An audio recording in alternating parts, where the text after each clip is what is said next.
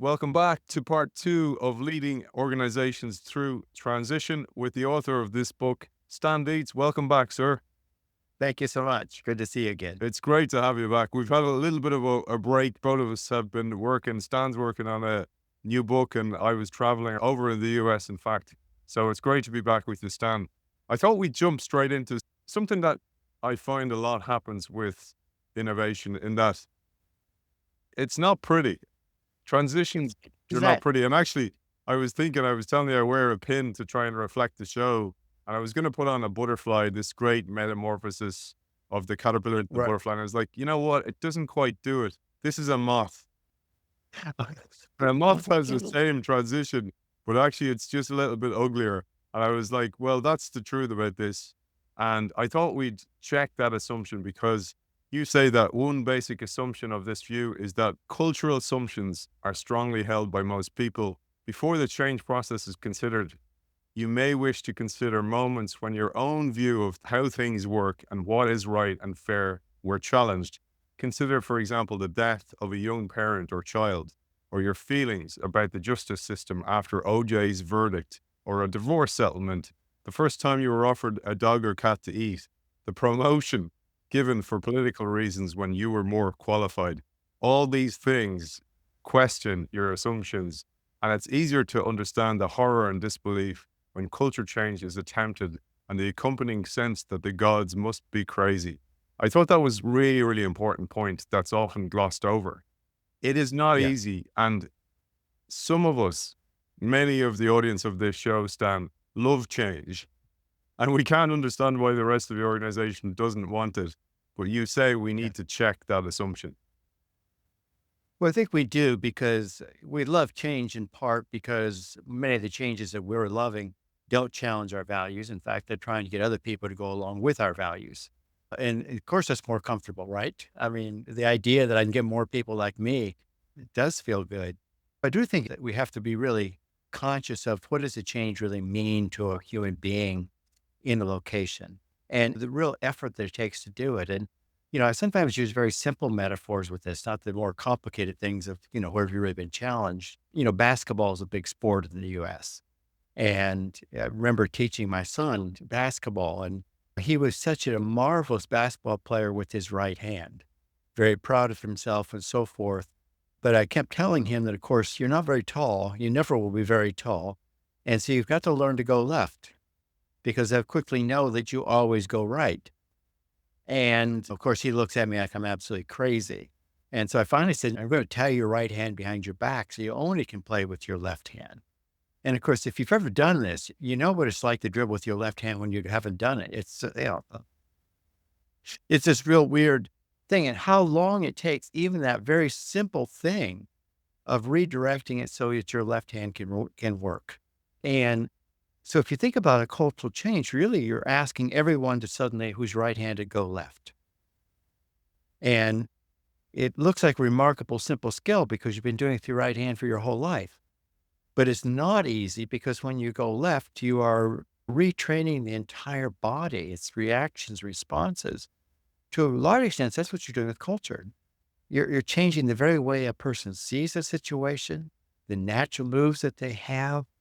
They know if they go right, they can do it pretty well, but going left is awkward. It's going to be awkward for some period of time. They're going to look incompetent in situations they used to shine. They're always going to want to go right.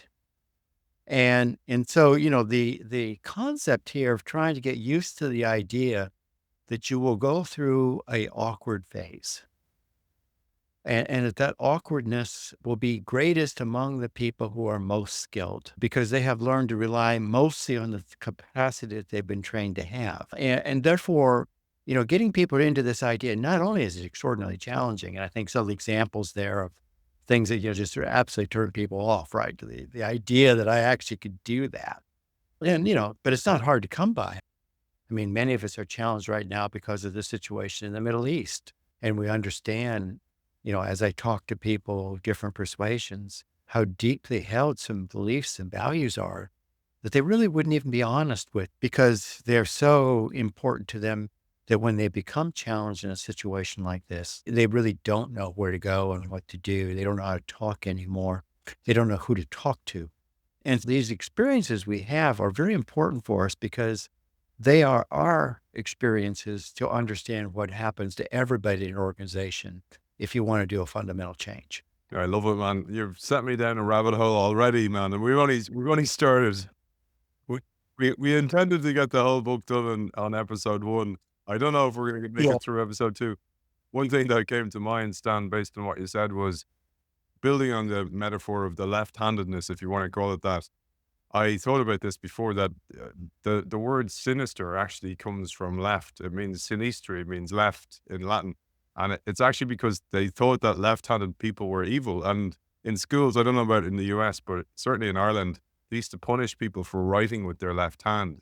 And indeed, some research shows that because of that, people develop stutters because their brain didn't develop in the right way because of that pattern being interrupted. But I say that to Right. say that there are left-handed people, many of them out there. And if you take that as a metaphor for the change maker inside the organization, the person who's comfortable with their left in a world that is dominated by right-handed, they're often reprimanded and punished and reviled and attacked.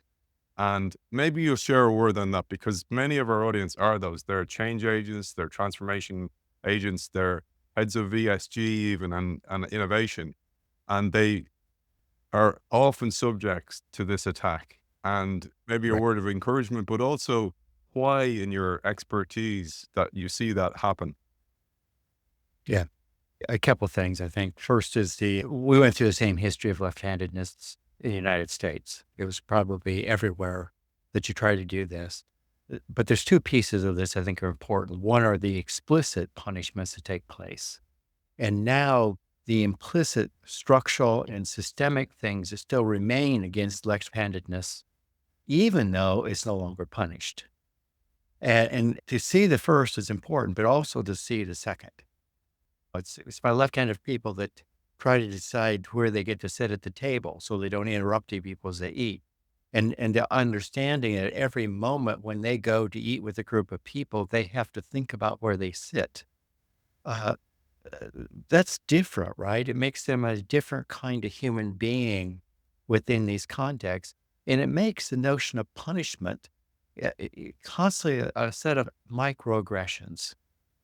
Right. And so I think the change agent has to understand both the explicit anger that people have toward them, but also the incredible array of systemic micro things that take place that are also very important to how they are perceived and understood in these situations. The larger question, why do we hate difference so much? I think is interesting too. Even my son, right? And when I tie his hand in, after some level of frustration, he finally says, "You understand that I'm right-handed," as if the proclaiming of something as being natural is an end to the argument. And every organization I know, people make this argument of naturalness, right? Well, hierarchy is natural. Well, of course, I can look at my son and with my kind of funny processorial G, look at him and say, but you understand, as Aristotle says, the fact that the right hand is stronger does not mean you can't make the left as strong. Quoting Aristotle always helps in these situations. I'm kidding, of course. But I think the idea that my way is the way, my way is based in nature.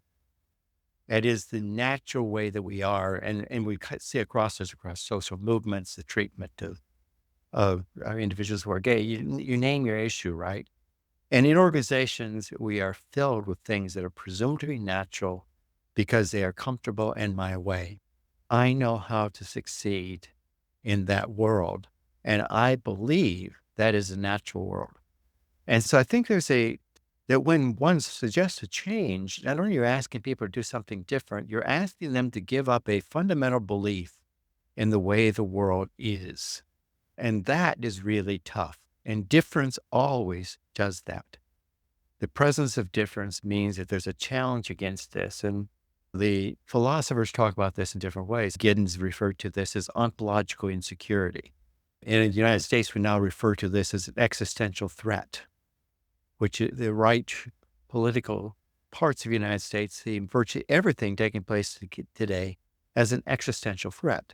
And what they mean by that is it's a threat not to me, It's a threat to the world. Your difference is going to remove the natural world. And so when you think of it in that terms, you understand how strong these feelings are, how much insecurity comes with change, why it is we are so afraid of entering into this insecurity, because we don't treat it just as me. We treat it as now, you know, as they refer there in the famous movie at that time, the gods must be crazy.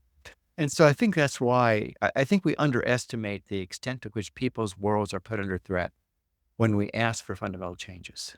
It made me think of something we talked about the last day. We talked about the analysis of culture and how it requires multiple methods of studying the variety of ways culture is produced and reproduced in organizational life. And one of those is the metaphors. We talked about that in part one when we talked about the machine metaphor, for example.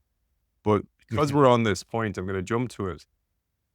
You talk about the importance of stories, myths, legends, rites, and rituals and routines as well. There's a lot in that as well. But I think people miss this because when they talk about culture, it's always hard to define and people default to it's the way things are done around here.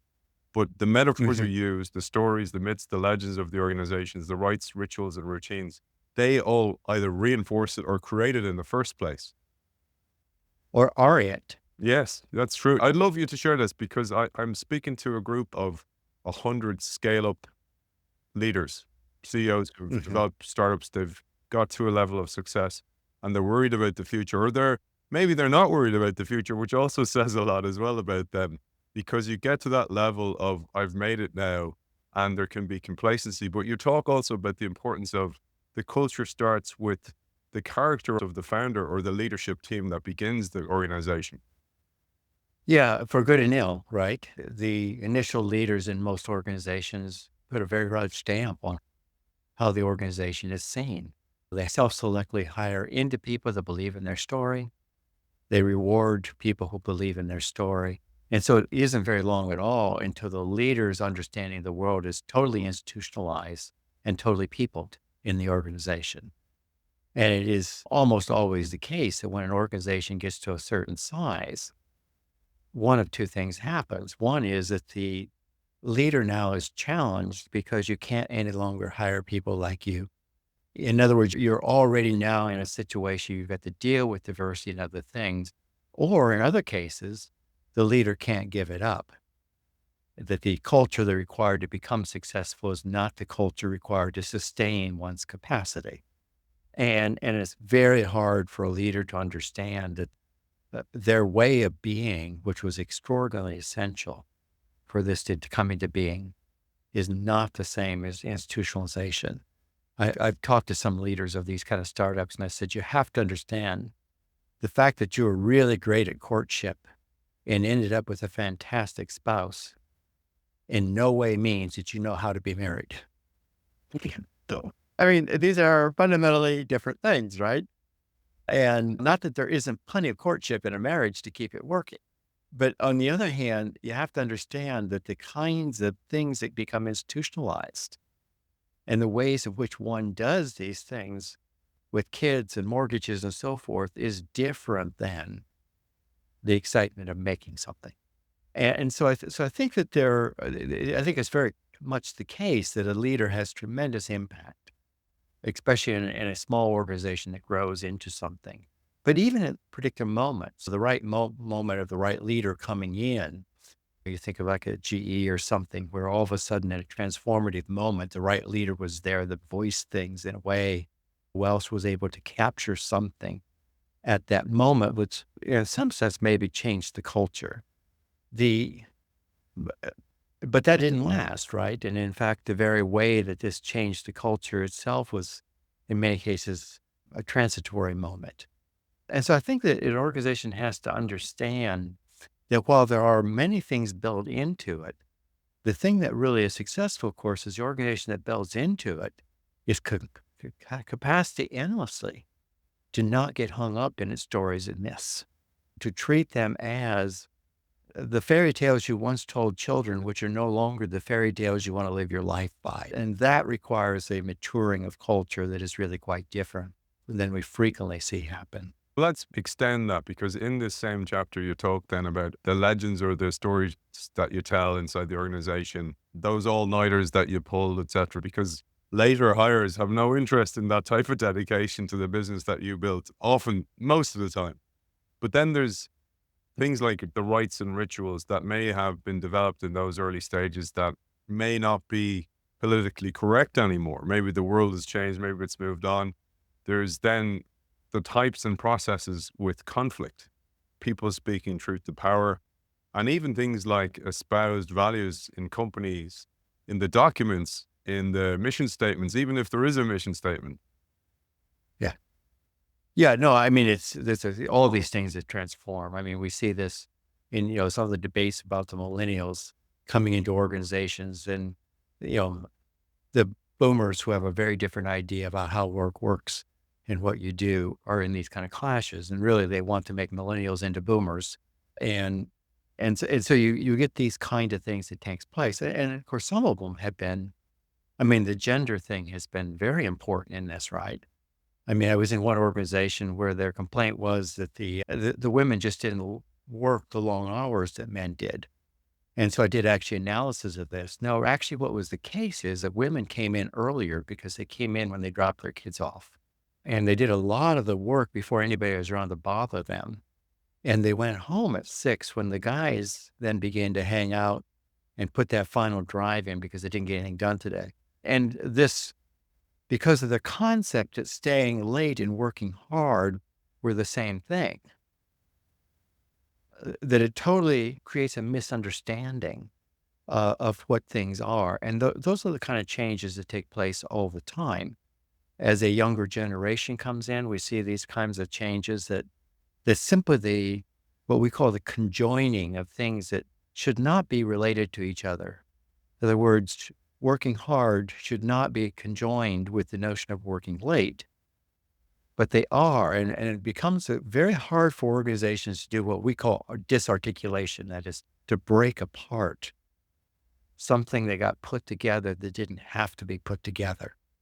And so this is an endless kind of process as as markets change, as worlds transform. Each of these things becomes very difficult because we have all these packages, and taking these packages apart is very difficult, especially when the people who are challenging the package are less powerful, because the more powerful still believe if we just taught them our culture, they would get over it. Not understanding that, no, it isn't just an organizational culture. They're coming in out of a world which has itself lots of pressures and expectations and so forth. The organizational culture is one piece of that. And when the world changes, the organizational culture can't simply make believe that it can stay the same. It reminded me of one of my favorite Jack Welch quotes, which is, if the rate of change on the outside exceeds the rate of change on the inside, the end is near. So he had great lines like that. But one of the things you reminded me of, because of Aristotle, was that you touched on this, the socialization process. And Aristotle famously said, or as supposedly said, give me the child until he's 7 and I'll show you the man. And this idea of socializing the individual. And you talked there about the boomers wanting to make the millennials into boomers, and that will happen again Yeah. with the next generation, and the cycle will probably continue, is pretty much what happens inside organizations. Try to almost brainwash or socialize, I suppose is the more politically correct term, people into the way things are done around here, when maybe that's not the right thing. No, it is how it worked before. And I understand the pressure to try to do that. The fine line between enculturation as being very important because we don't want everybody to stay a 7-year-old. On the other hand, on what ways does it have to be transformed? And I think one of the things that organizations are coming to grips with is that it really doesn't matter how old you are. It matters much more when you were young, which is a different way of saying Aristotle. That that particular world that you found your way of making sense in is what's important. And that grows into organization. And it's not only when you're young, but where you were young, which is also something that in this more globalized situation we often forget too, and the culture is a set of practices in your family and home, your way of driving and everything else, and these come to bear on the organization itself. You were telling me, Stan shared with me that he was brought up on a dairy farm, and that meant getting up at the crack of dawn. And that's to your very point. You still do get up at 5 a.m., start writing early in the day. I was thinking about that only recently. I live in the city now, but I'm from the countryside. And I was basically nearly a feral child raised in a field. There's just lots of space around. And I'm pretty sure that has to have an effect on my brain, and that my brain feels claustrophobic in a urban setting. And to your very point that you get encultured in a certain way, and then when you are a fish out of water, you certainly are a fish out of water. And that, when it's embraced, that neurodiversity can be very powerful, but oftentimes it's suppressed. It is, and Haber had the term for this notion of the liminal as being absolutely essential to being a sociologist. To be caught being in between is the only way you can see either. And I've also felt that way about the farm, is that every middle-class organization I go into is really weird because I was raised in an isolated farm community.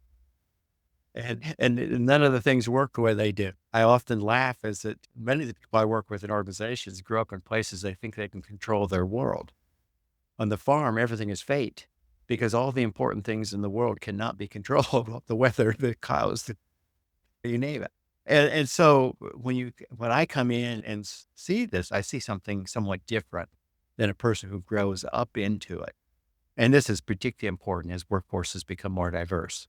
Because as so many of the managers come out of in the United States, Ivy League schools and particular kind of homes, and then they're put in situations in which the workforce is much, much more diverse than the management groups. It's very hard for them to understand how culture can work, what the specific limits are on what you can and cannot do.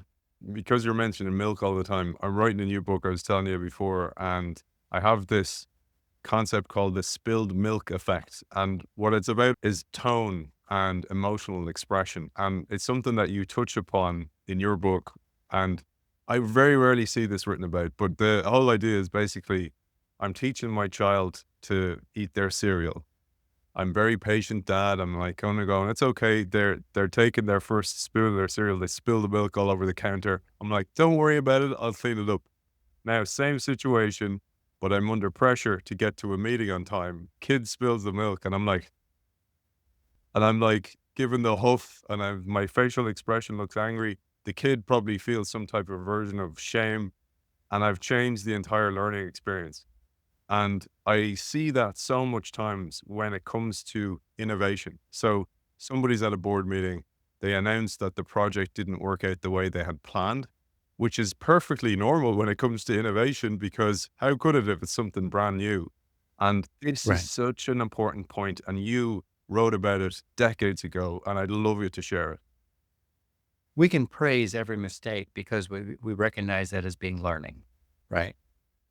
That in learning, we understand that mistakes get made and therefore they should be praised. And I think most organizations forget that. What they do is praise successes. And almost always success means that you have perpetuated doing something that you've done before. And even if it doesn't work, the manager is pleased because at least you did what they would have them done themselves.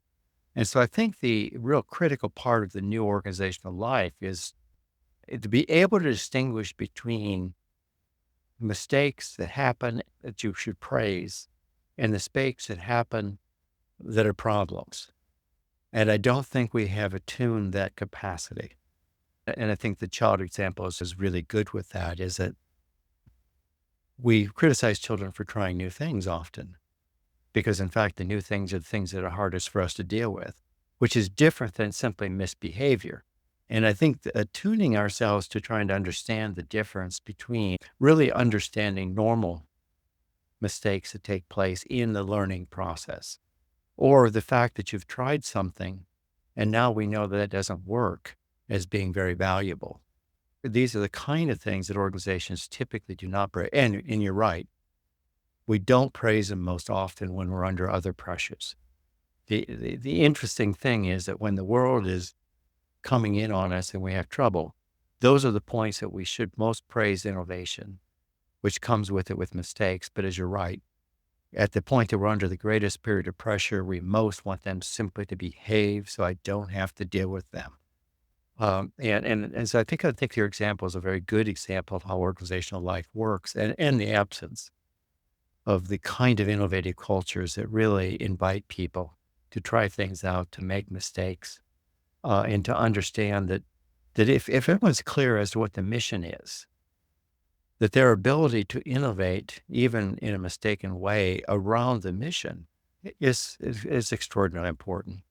And to remember that in almost every case of organization I know, the people who are working are smarter than the people who are managing, at least smarter about the things that they're doing. And you've teed us up beautifully for the next segment that I have here. There's a great line from the book. I can see this being quoted all over the place. You say, usually people only feel the need for a change when there is a clear and undeniable evidence that survival and people's chances for success are at stake. So we wait and we wait and we wait. And sometimes we wait to see, is it happening to anybody else? And sometimes they're the people exiting the market before us because they realized before us that this market is no longer desirable. And this is such an important point because it picks up something else you say earlier in the book where you talk about the cadence of change. You talk about change can be done slowly over time or it can be done in one fell swoop. And it often depends on the environment or the reason behind that change. I'd love you to share this, Stan. Yeah, wow. The timing of change, of course, is one of the hardest things ever to do because we always forget the most important thing in most systems is when, not what. We know that in terms of any open system analysis. It's not just the input from the environment. It's when that particular input hits the system that has the effect. And so I think in change, we have to think about those kind of things. I mean, most organizations I work with are deeply in trouble before they really talk about change because they keep thinking before that they can fix it.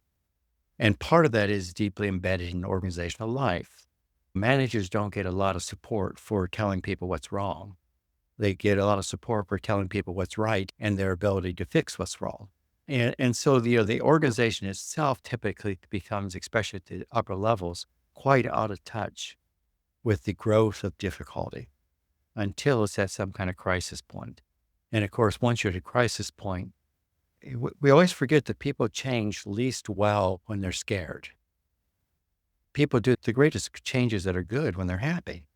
And so what happens is that we're out of touch, we're out of touch, we're out of touch, and oh my God, I have to deal with it. And now you're facing, people being laid off. We're facing all these other kind of things, right?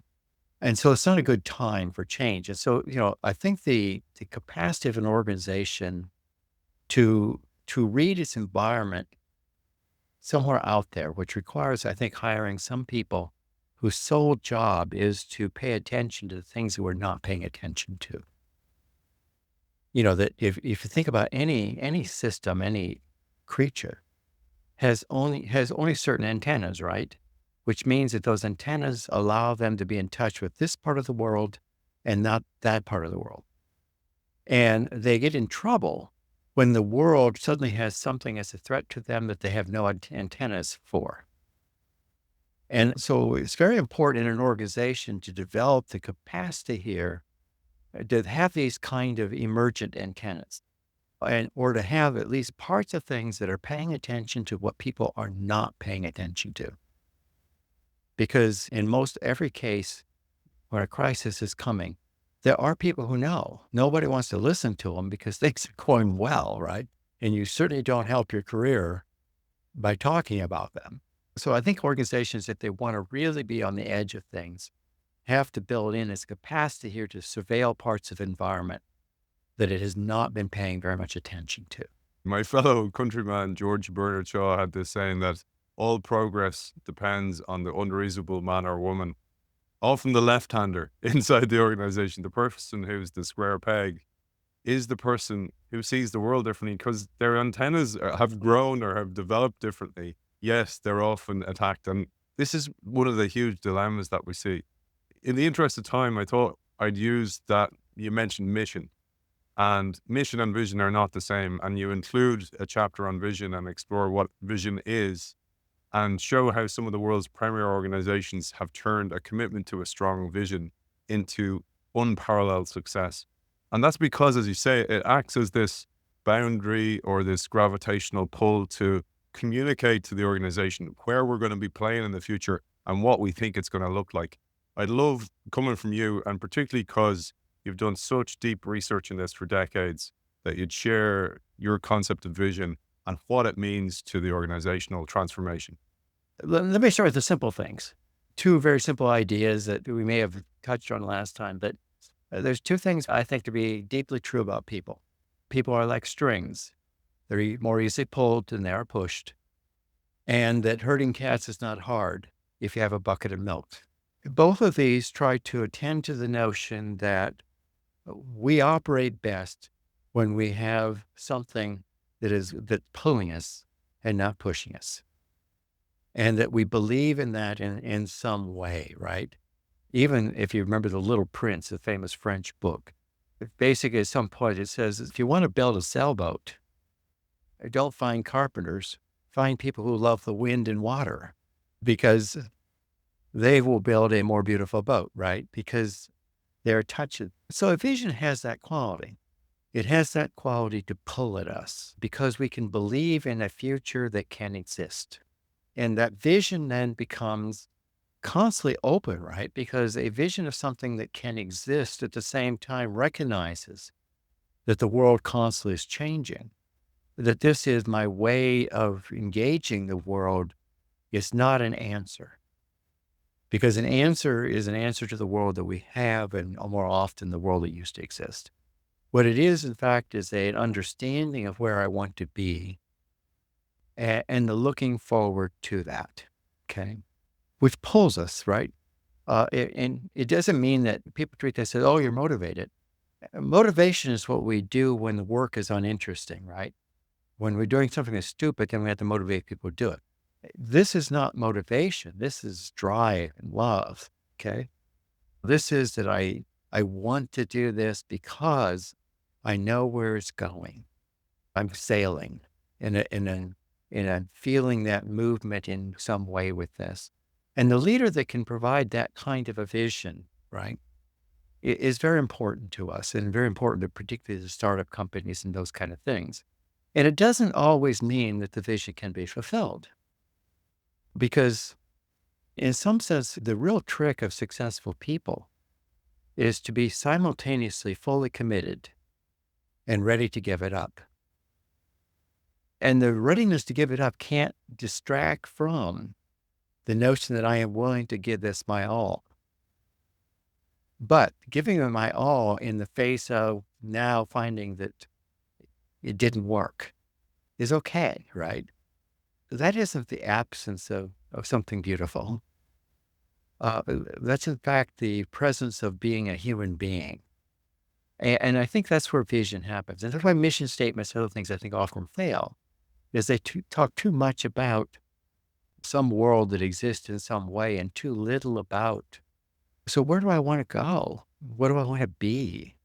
And so vision is not just about the company. It's to me about people. When I commit to something, I become a different human being. Is that the human being I want to be? And is that how I want to work? And is this how I want to integrate my family into it? So vision to me has this really broad sense about being a way in which we are committed to inventing a future in all the different ways that future plays itself out. And of course, always being willing at the same time to not lose a critical sense about that. Beautifully articulated, man. Because again, you then build on this and say the language we use in that vision or the language we use in the organization is absolutely critical to how people think about the organization, because we think in language. And I love this quote. You said, ideas that may seem absolutely normal, real, and unquestionable, for example, business concepts such as productivity, consultancy, and total quality management, are actually produced through language. I thought this was such an important point, and one that I'm studying, which is how I came across your work, because you're an expert in language and how language creates organizational change and the role of language inside organizational change. I'd love you to share some of this, Stan, because it's so important. And it's one of the huge challenges we see in transformation or innovation or new business models is that often there's no language for them. So it's hard for the change maker to actually articulate what they're trying to say. And then they lose credibility because people think in the old language. Yeah, I mean, they're gonna get two different sides of this. One is the absolute sheer difficulty of speaking in a fresh way without being spin or something else. I'm finishing another book, a more personal one, about the death, and part of it is about the death of my sister. And at some point I say is that it's like all the good words have already been used up. And there's no way I can express the feelings because every Hallmark card already has them. And a business person's in the same place, right? You're coming forward with this notion that in some sense, everybody's already grabbed all the good words. And when I use those words, it sounds like a slogan or something like that. But those good words are very important because, of course, they become the shape. And so that's one half of it, I think, is the struggle against all the good words being turned into some damn slogan somewhere. And therefore, you come out sounding trite. The other side of it is how important subtle differences in expression are that are not new at all, but change everything. What one of the little teeny controversies people asked me a comment on a while back was a group of people who want to change the way we treat the Salem witch trials in our history books. Because everything talks about burning of witches. But there's a group that wants to say, no, they didn't burn witches, they burnt women. And let's get real clear that when you say we are burning witches, our attention is directed toward the parts of the society that have religious mythology and all these things. When you say they burnt women, your attention shifts to a totally different aspect of how that culture worked. And so subtle changes like that can mean everything. And it's not just that this is a new metaphor, which sometimes are important to us, but it captures very well that the very notion of what it is that we're trying to do. And that's why language is so deeply important in organizational life and why the leader who can come up with a good way of expressing something that has been very hard to say. I mean, a great leader is truly always a poet, right? The person who can turn the phrase in such a way to use ordinary words to now say something that has been hard to say before. And it can be simple things. Whoever invented the term, in which I don't know exactly where it was invented, I know who wrote about it first, high performance organizations.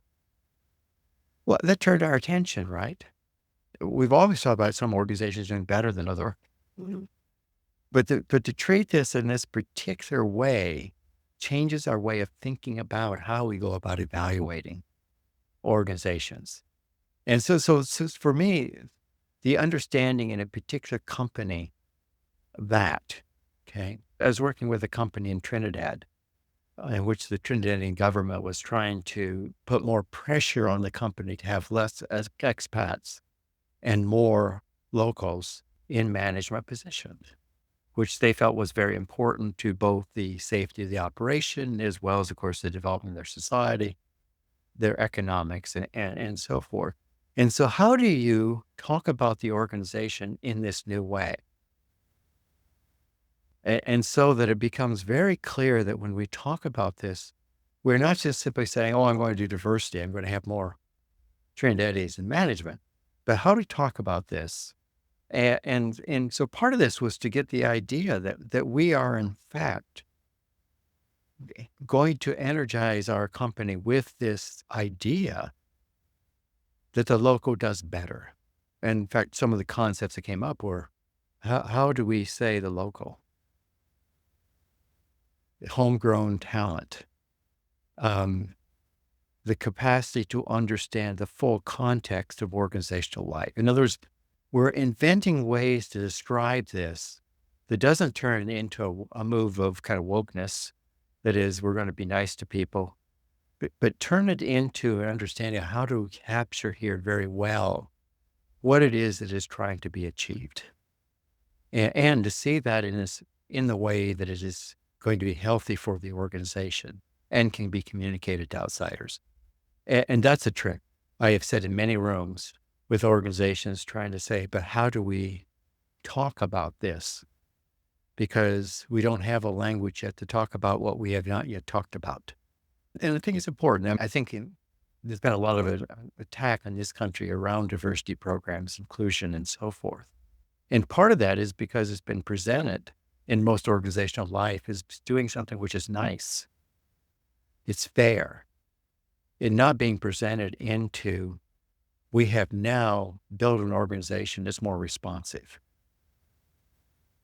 And the way we frame our way of talking about something like bringing diversity in matters entirely in terms of how it will be accepted, what we'll look for in it, how we'll use it in forming meetings and groups of people, and so forth. It's like you're bringing in different types of antennas that see the world differently. And if people can relate to that and see the results of that, I think that's one of the big things. And again, you point this out, but many of us have been guilty of sending an email and your gut feeling is like telling you, that's not clear enough, that email. You're just getting that out of your desk. That's going to come back and bite you in the ass.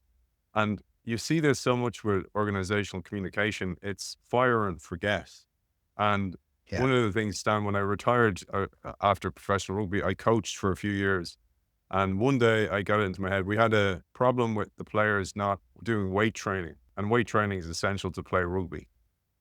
But not to be big and not to look good on the beach. That may be an outcome of it, but actually it's essential for tackling, for breaking tackles, to get an offload away. And because you mentioned your basketball metaphor, I thought I'd bring this one up. One day I got the guys to bring the weights out onto the pitch, and I started to show them how certain exercises like a clean and jerk exercise or a squat correlates to certain movements on the pitch.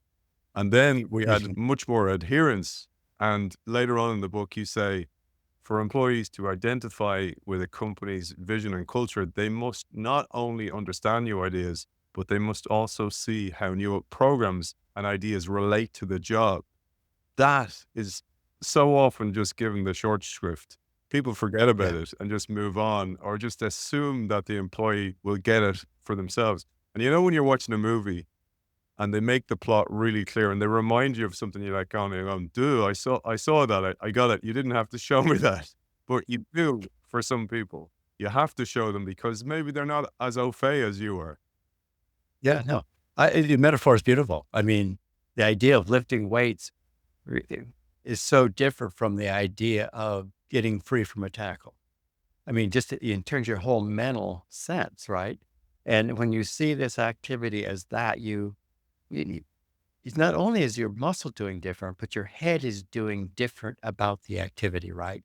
It's now integrated into emotion that is not repetitive, but emotion, which in fact is something that one has to do. So I think those kind of metaphors are really very important. And I don't think organizations spend much time with that, of actually working at how this cultural change will influence how you do that activity. And frequently it is a matter that we just simply underestimate the skill that it takes to do something different in life. You know, how hard it is to actualize a cultural thing in motion. That if you have a new theory or concept of how conflict should be held in an organization, and you expect by telling people they're going to be able to do conflict differently, it just doesn't work that way. It's no different than telling my son you have to use your left hand. That doesn't do anything except him getting angry and resist. So I think you're right. I mean, the more we can integrate the kind of change we want into the routine and regular activities of people, and to demonstrate that it works better.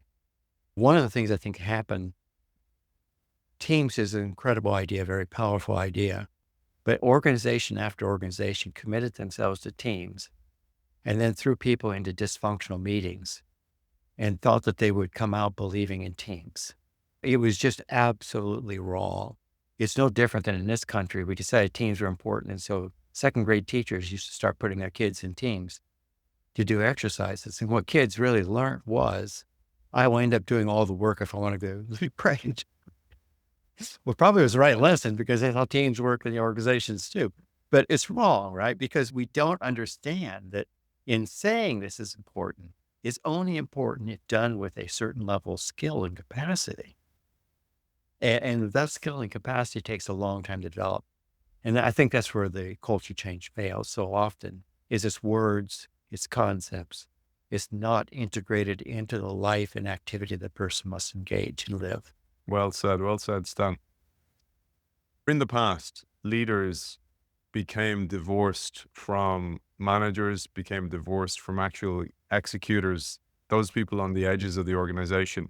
And like you said, those people on the edges of the organization often have a totally different type of intelligence, those people at the top, and obviously have developed different type of antennae. And those antennae don't communicate right back to the people who are making the strategy. Oftentimes the people making the strategy, it's outsourced to some consultant. It's one of the jobs I do. And one of the first questions I ask is, how are we honing and gathering information from people at the edges? Those people that not only so they know they've participated or feel they've participated in the strategy, but their information is absolutely essential because you don't have it in this room. And Right. again, this is something when I read your book, I was like, oh, Stan was way out of the game on this one. And I'd love you to share it again. Oh, yeah. I mean, there's so many pieces of this. I mean, and it isn't just the top to the bottom. It is often just simply one layer.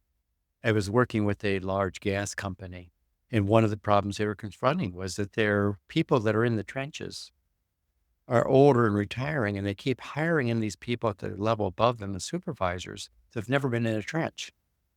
And the difficulty of this is, from their standpoint, is that there's so much tacit knowing here. But if they want to violate a principle, which often is needed because of the particular circumstances there, they have to have the supervisor's permission. How do you ask the supervisor who's never been in the trench to give permission for something to take place, especially when their ego's at stake if they don't take control of this? I mean, so that's just one layer, you know? It's not the big piece of this. And so a number of different pieces. One is that I've spent a lot of time recently on this notion of tacit knowing because organizations are always trying to capture the knowledge of anybody leaving. And the thing they can't capture is the tacit knowing, the wisdom built out of experience and over years. And virtually no manager I know has that tacit knowing. And they have virtually no way of capturing that.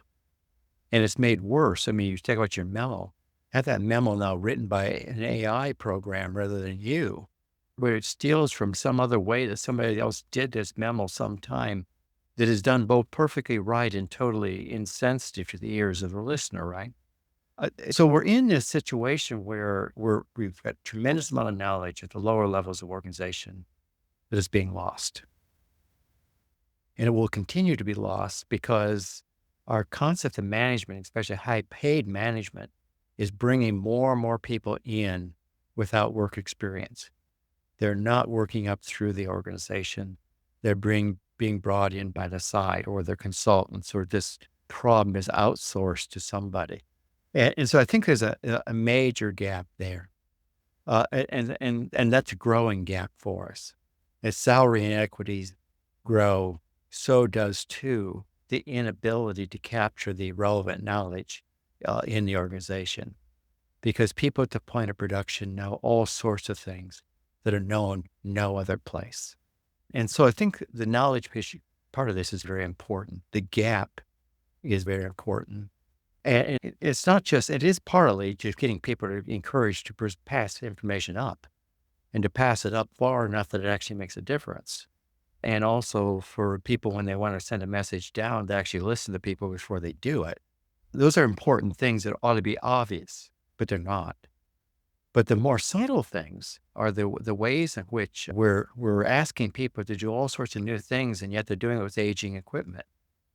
We're asking people to innovate, and then we're laying off people or doing early retirement of people that have incredible amounts of knowledge. So there's a real mistake being made here in the way we're doing this.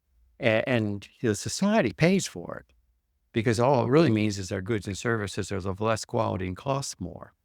So ultimately, society pays for it, even though the organization is deeply at fault because of the particular ways in which they are now reacting to changing technologies, changing populations, and so forth. And I think it is becoming for many a crisis.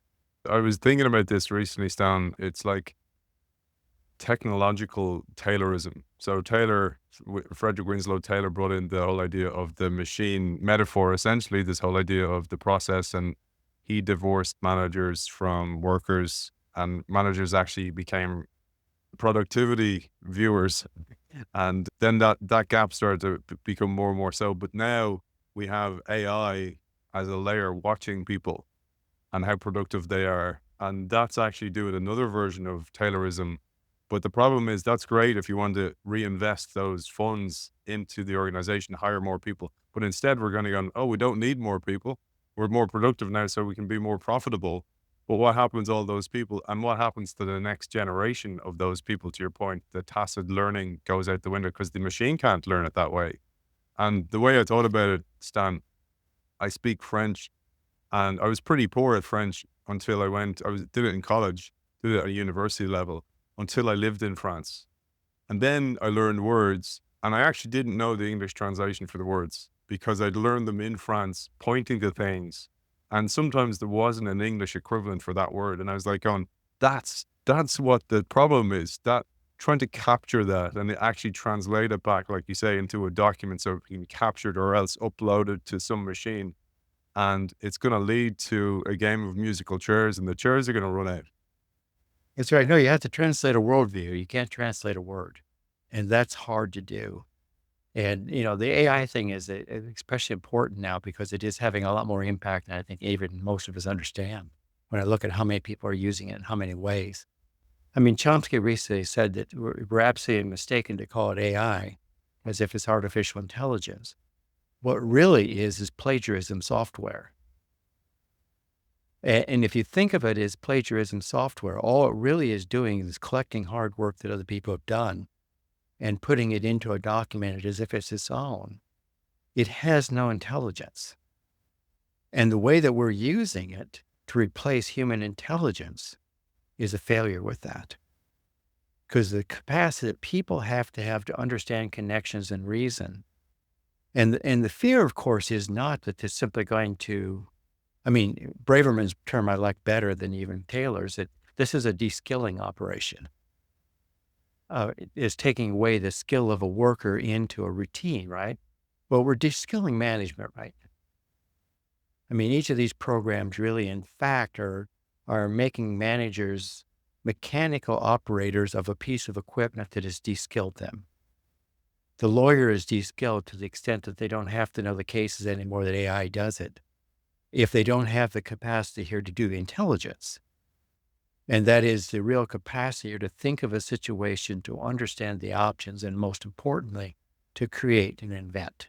And so I think there's we're reaching a difficult time with some of these new technologies in which we're going to see a very high-paid, de-skilled management.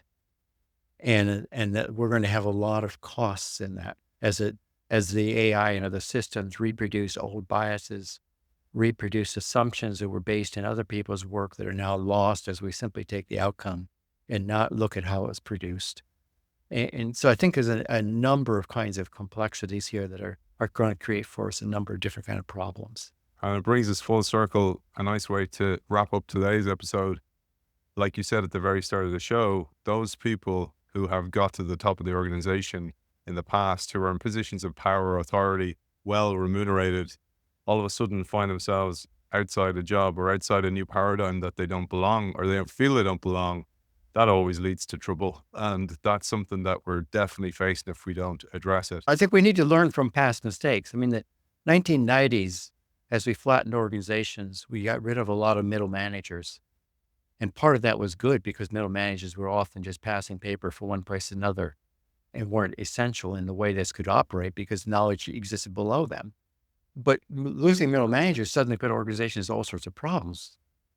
Not only did they create a societal problem, college graduates suddenly had none of the positions they routinely went into, but they also created an organizational problem because in the squeezing the middle manager out, They lost a lot of the spaces in which judgments were being made and social capital existed and so forth. I think we need to think of that now. You know, I'm working on a big project right now with a network system of environmental individuals working primarily with resilience. But they're asking the question, what does AI do to our network system? And because our system has been based upon trust and sharing and long-term context, understanding local conditions, what is AI's presence in this? It does some good things, right? We can find people working on things and retain knowledge we weren't getting before. But what is it doing to trust? And so some organizations are looking at this and asking the serious questions about it, but others are not. And that's a culture really of, are we a smart culture or are we gaming something somewhere probably? Stan, one of the beautiful things about doing the show is that you can't do it with AI. I can create an AI of me. I can write it in a script. It can ask questions, but it won't be authentic. It won't be real. And actually, I love these conversations because you learn and you have to be present. You can't be like on a Zoom meeting and you're like doing something else and pretending you're paying attention, nodding while writing emails, etc. And I Right. love learning this way, and I think that's one of the beautiful things, that it's actually a competitive advantage to be able to have a conversation where you're present. You're not listening to respond, you're actually listening to interact as well. And I want to thank you for that experience. Okay. Just to fill you in, Stan and I just had a chat there. I didn't want to put him under pressure on the recording, but he's agreed to do a part three. May end up being part 5 or 6, so we don't know yet, but he's on a deadline for this book. So I'm going to leave him alone for May. That's when we're recording this. But it will be an absolute pleasure to learn from you again and to spend more time and to share this brilliant book, Leading Organizations Through Transition, Communication, and Cultural Change. Stan, for people who want to find you, where's the best place to reach out? I mean, you always go to my website, which is simply standeetz.org. Get materials there. I have contact information there. Easy enough to follow up. And I will link to that website as well. Help your SEO, Stan. It was a pleasure speaking to you once again, and good luck with finishing the deadline for the current book. Stan Deetz, thank you for joining us. Thank you. Thank you so much.